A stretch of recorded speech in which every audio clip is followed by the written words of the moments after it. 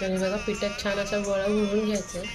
वाटी बनवायची गोल अशी अशी.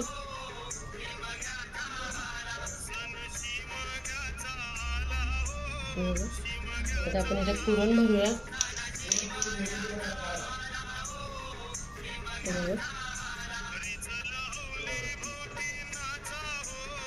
बघा छान असं पुरण दाबून साईडने पीठ घ्यायचं.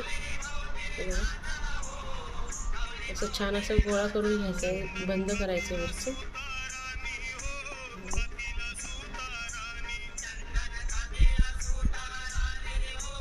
आता आपण पोळी लाटून घेऊया. ही हलक्या हाताने लाटायची एकदम, म्हणजे तुटणार नाही.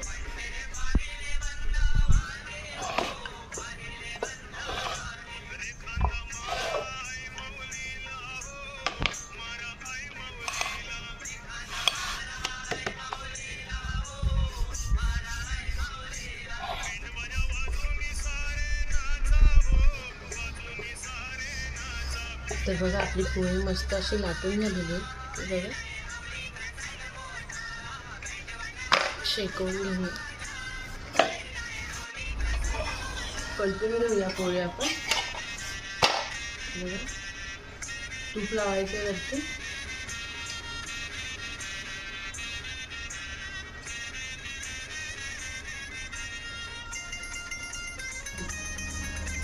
पलटून घ्यायची परत एकदा.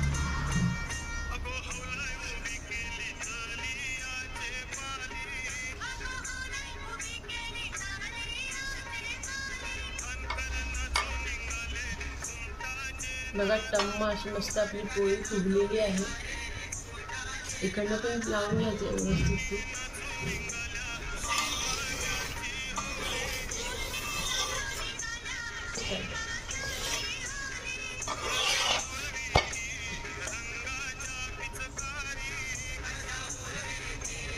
खरपूस अशी आपण भाजून घेऊया तिला. तर बघा मस्त अशी आपली खरपूस पोळी भाजून झालेली आहे.